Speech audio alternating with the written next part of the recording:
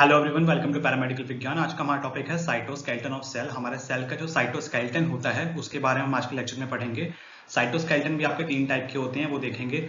हमारा जो सेल होता है, जैसे हमारी बॉडी होती है ना, उसमें हमारी बोन्स होती हैं जो हमारी बॉडी को पूरा स्ट्रक्चर देती हैं। ऐसे ही सेल में भी स्केलेटन होता है जिसको हम साइटोस्केलेटन बोलते हैं, जो कि सेल के स्ट्रक्चर को अच्छे से मेंटेन करके रखता है। सेल के अंदर कुछ एक जगह से दूसरी जगह जाना है, जैसे हम अगर आप स्कूल से अपने घर जा रहे हो या कॉलेज से अपने घर जा रहे हो तो आप कोई व्हीकल लेते हो ना, ट्रांसपोर्टेशन व्हीकल, तो ऐसे ही कुछ इसमें ट्रांसपोर्टेशन व्हीकल की तरह काम करता है आपका साइटोस्केलेटन। तो उसके बारे में हम आज के लेक्चर में अच्छे से जानेंगे।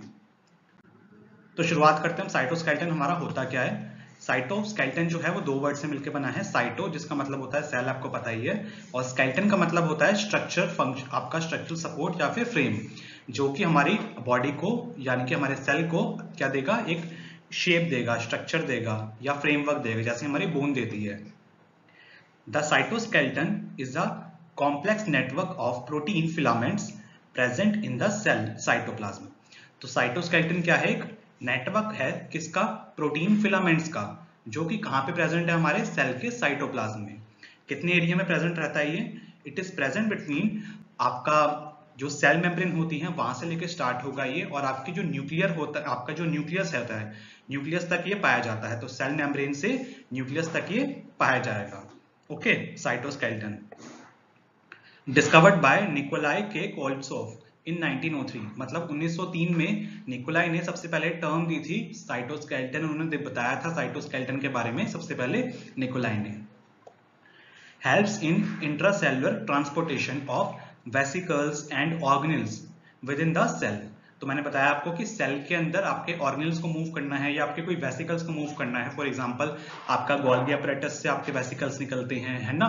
तो वो अगर मूव कर रहे हैं किसी से, आपके सेल के अंदर किसी पर्टिकुलर एरिया में किसी ऑर्गेन को जाना है, तो वो कैसे जाएगा, इस साइटोस्केलेटन की हेल्प से जाएगा। तो साइटोस्केलेटन क्या देगा, उसको एक रास्ता देगा। It support the cell and provide it shape. तो सेल को सपोर्ट देगा और सेल को शेप प्रोवाइड करेगा। Types of cytoskeleton. साइटोस्केलेटन जो होता है हमारे कौन कौन से टाइप का होता है, ये हमारे 3 टाइप का होगा। पहला होता है माइक्रोफिलामेंट, दूसरा होता है इंटरमीडिएट फिलामेंट, और तीसरा होता है हमारा माइक्रोट्यूब्यूल्स। तो इन तीनों को हम अच्छे से डिटेल में अभी देख लेते हैं। सबसे पहले हम बात करेंगे माइक्रोफिलामेंट की। माइक्रोफिलामेंट देखो क्या होता है, थिनेस्ट फिलामेंट है, सबसे पतली फिलामेंट जो होती है वो कौन सी होती है इन तीनों में, सबसे पतला साइटोस्केलेटन कौन सा है, माइक्रोफिलामेंट है। 7 नैनोमीटर इसका क्या होगा, डायमीटर होगा। आपका जो डायमीटर बनाएगा ये कितना बनाएगा, 7 nanometer. Also known as actin filament, इसको हम एक्टिन फिलामेंट के नाम से भी जानते हैं। Made up of 2 strands of globular protein which is known as actin. तो एक्टिन प्रोटीन होता है, उसके 2 स्ट्रैंड्स होते हैं। जैसे आपके डीएनए के 2 हेलिक्स होते हैं ना, ऐसे ही इसके 2 स्ट्रैंड्स होते हैं। आपके दिखाता हूं मैं आपको कैसे। जैसे आपका ये एक ग्लोबुलर प्रोटीन का पूरा एक स्ट्रैंड हो गया, ये एक स्ट्रैंड हो गया, दूसरा स्ट्रैंड आपका ये आ गया, तो मिलके क्या बनाते हैं, आपका एक फिलामेंट बना दिया उन्होंने, जिसको हम क्या बोल दिया, माइक्रोफिलामेंट हमने इसको बोल दिया।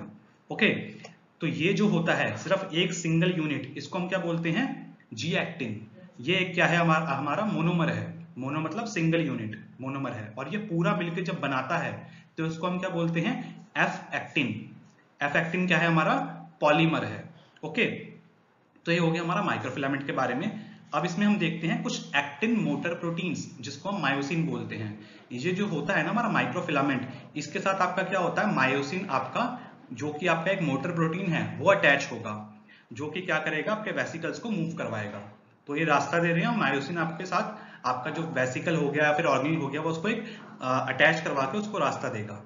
ओके, तो मायोसिन जो है, myosin are the large class of motor proteins that interact with actin microfilament. तो माइक्रोफिलामेंट जो आपकी दिख रही है आपको, ये इसके साथ क्या हो जाएगा आपका, ये जो माइक्रोफिलामेंट है इसके साथ आपका एक मोटर प्रोटीन आपका मायोसिन आके अटैच हो जाएगा, और उसके साथ आपका ऑर्गेन अटैच हो जाएगा। ओके, जिसको मूव होना होगा। There are 2 types of myosins. तो मायोसिन हमारे 2 टाइप के होते हैं, मायोसिन 1 एंड मायोसिन 2। 2 टाइप के आपके मायोसिन होंगे। मायोसिन 1 जो होगा वो क्या करता है, वेसिकल्स का मूवमेंट कराता है, आपके जो वेसिकल्स होंगे उसको मूव कराएगा। और मायोसिन 2 क्या कराएगा, आपके मसल्स का कॉन्ट्रैक्शन कराएगा। हमारी जो मसल्स होती हैं उसको कॉन्ट्रैक्शन रिलैक्सेशन होता है ना, तभी तो हमारी मसल्स मूव कर, हमारा आपके जो बोन्स होती हैं मूव कर पाती है मसल की हेल्प से। तो ऐसे ही क्या कराएगा, मसल को कॉन्ट्रैक्शन कराने के लिए आपकी मायोसिन की जरूरत होती है। अब हम देख लेते हैं इसके फंक्शंस। तो फंक्शंस इसके क्या क्या होते हैं हमारे माइक्रोफिलामेंट के। हेल्प्स इन साइटोकाइनेसिस, यानी कि सेल के साइटोप्लाज्म को जब डिवीजन होता है, जब आपका साइटोप्लाज्म आपका डिवाइड होगा, डिवाइड कब होगा, जब डॉटर सेल्स बनेंगे। पेरेंट सेल से जब डॉटर सेल्स बनते हैं तो उस टाइम पे साइटोकाइनेसिस होता है, तो आपका साइटोप्लाज्म में डिवाइड होगा। तो साइटोप्लाज्म के डिवीजन के टाइम पे आपका ये साइटोस्केलेटन हेल्प करता है, आपका माइक्रोफिलामेंट हेल्प करता है। Helps in transportation of nutrients and cell organelles throughout the cytoplasm through cytoplasmic streaming. तो साइटोप्लाज्मिक स्ट्रीमिंग के दौरान, साइटोप्लाज्मिक स्ट्रीमिंग मैंने आपको सेल के टाइम पे बताया था क्या होता है। तो साइटोप्लाज्मिक स्ट्रीमिंग के दौरान आपके सेल के जो ऑर्गेनेल्स हैं और आपके सेल के न्यूट्रिएंट्स हैं उनके ट्रांसपोर्ट करने के लिए आपका ये क्या करेगा, पूरी सेल में अगर कहीं पे आपका न्यूट्रिएंट पहुंचाना है, कोई ऑर्गेनल को पहुंचाना है, तो एक ट्रांसपोर्टेशन में आपका हेल्प करेगा। Okay, helps in muscle contraction, तो आपकी मसल्स को कॉन्ट्रैक्शन में हेल्प करेगा। मेंटेन सेल शेप, आपके सेल के शेप को ये मेंटेन करके रखता है। अब हम बात करते हैं हमारे सेकंड टाइप के साइटोस्केलेटन की, जो कि है हमारा इंटरमीडिएट फिलामेंट। इंटरमीडिएट फिलामेंट देखिए क्या होता है, ये स्ट्रक्चर इसका है इंटरमीडिएट फिलामेंट का। ये रोप लाइक प्रोटीन होते हैं, आपकी जैसे रस्सी होती है ना, रस्सी की तरह होता है आपका ये, made up of filamentous monomers. तो फिलामेंट मोनोमर का बना होता है, दैट ट्विस्ट टुगेदर। तो बहुत सारे मोनोमर्स हैं जिनको एक साथ हमने ट्विस्ट कर दिया, जिससे उसको क्या मिलेगी, स्ट्रेंथ मिलेगी, ताकि आपको स्ट्रेंथ मिल सके और ये आपके सेल को स्ट्रेंथ दे सके। इसका जो डायमीटर होगा वो कितना होता है, 10 नैनोमीटर। इंटरमीडिएट, माइक्रो का कितना था, 7, तो उसका कम था। इंटरमीडिएट मतलब बीच का, ठीक है। इन तीनों में बीच में जो आएगा, जिनका सेल साइज उसके साइज के हिसाब से देखें हम, तो बीच में जो आएगा वो 10 नैनोमीटर इसका डायमीटर होता है। और multiple strands of fibrous proteins bind together to form it. तो बहुत सारे मल्टीपल स्ट्रैंड्स आपके फिब्रस प्रोटीन के होते हैं, आपका जैसे ये स्ट्रैंड हो गया, ये स्ट्रैंड, काफी सारे आपको अलग अलग स्ट्रैंड दिख रहे होंगे। तो आपके बहुत सारे मिलके आपका क्या बनाते हैं, ये आपका इंटरमीडिएट फिलामेंट बनाते हैं। प्रोवाइड टेंसाइल स्ट्रेंथ, मतलब क्या होगा इसका, that deals with mechanical stress. तो मैकेनिकल स्ट्रेस को, अगर सेल के ऊपर कोई मैकेनिकली कोई स्ट्रेस पड़ रहा है, तो उससे डील करने के लिए, सेल की शेप स्ट्रक्चर खराब ना हो जाए, तो उससे डील करने के लिए आपका क्या होगा, ये इंटरमीडिएट फिलामेंट उसको एक टेंसाइल स्ट्रेंथ प्रोवाइड करेगा। Intermediate filament are made up of different proteins. तो आपका ये इंटरमीडिएट फिलामेंट जो होगा वो काफी सारे अलग टाइप के प्रोटीन से मिलकर बना होता है। आपका 60-70 अप्रॉक्स प्रोटीन्स होते हैं जिससे आपके मिलकर ये बना होता है। केराटिन नाम का जो प्रोटीन है वो आपका जैसे प्रेजेंट होता है हेयर्स और नेल्स में, जैसे आप गर्ल्स ज्यादातर केराटिन कराती हैं अपना बार्बर की शॉप पे जाके, सैलून में, तो उनको पता होगा केराटिन के बारे में। तो केराटिन आपका क्या होता है, हेयर्स में, आपका नील्स में प्रेजेंट होता है। ओके, आपका विमेंटिन होता है मेसेंकाइमल सेल्स में प्रेजेंट, आपका डेस्मिन होगा मसल सेल्स में प्रेजेंट, और आपका लैमिन होगा न्यूक्लियर एनवलप में। तो ये सारे जो आपके फिलामेंट्स हैं ये आपका क्या देंगे, उनको स्ट्रेंथन देते हैं, मजबूती देते हैं, ठीक है। तो इसका मेन काम क्या है, इसका मेन फंक्शन क्या होता है, आपका टेंसाइल स्ट्रेंथ प्रोवाइड कराना होता है हमारे सेल को। अब हम बात करते हैं हमारे थर्ड टाइप के साइटोस्केलेटन की, जो कि है हमारा माइक्रोट्यूब्यूल्स। तो माइक्रोट्यूब्यूल्स हमारा क्या होता है वो देख लेते हैं। इसके लिए हम स्ट्रक्चर की जरूरत पड़ेगी, ये वाला स्ट्रक्चर आप देखिएगा, अभी समझाता हूं इसको मैं क्या है ये थिकेस्ट साइटोस्केलेटन होता है, मतलब कि तीनों में से इंटरमीडिएट, माइक्रोफिलामेंट और माइक्रोट्यूब्यूल्स, तीनों में सबसे मोटा, सबसे ज्यादा मोटा कौन सा होगा, आपका माइक्रोट्यूब्यूल सबसे मोटा होता है। इसका डायमीटर कितना होगा, अप्रॉक्स 20 नैनोमीटर के आसपास, कहीं पे आपको 25 भी लिखा मिल सकता है, तो 20 अप्रॉक्स होता है आपका, 20 नैनोमीटर के अप्रॉक्स इसका डायमीटर इसका होगा। डायमीटर जैसे कि आपका ये जैसे बना दिया इसने, ट्यूब लाइक स्ट्रक्चर होता है ये, तो ये डायमीटर कितना हो गया इसका, 20 नैनोमीटर हो गया। It is made up of tubulin protein alpha and beta. तो इसमें दो प्रोटीन से आपका मिलकर बना है, जो कि है alpha protein and beta protein. जैसे अल्फा आप ये देखिए, ये रहा आपका अल्फा और ये वाला हो गया आपका beta.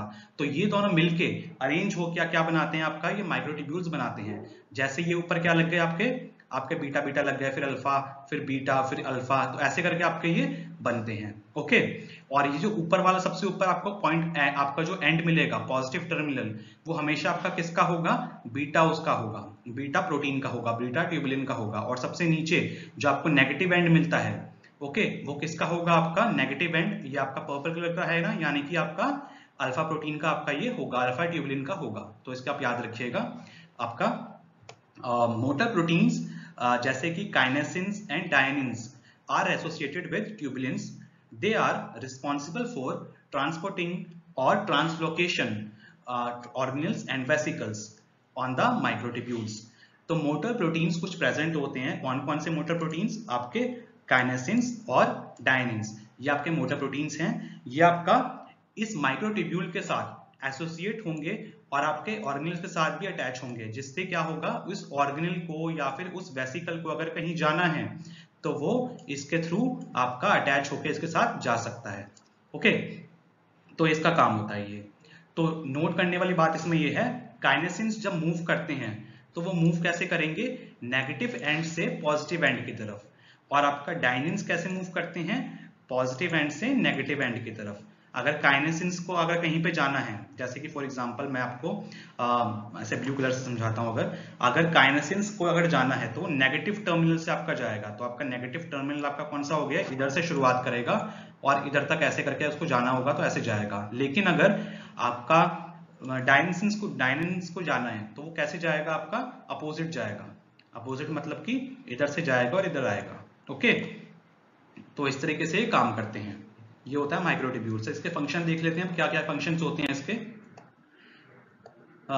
It provide structural support to the cells, तो सेल्स को क्या करता है, स्ट्रक्चरल सपोर्ट प्रोवाइड करता है।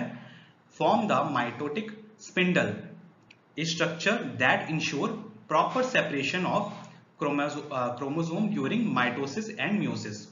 तो माइटोटिक स्पिंडल बनाता है आपका, ये माइटोटिक स्पिंडल बनाएगा।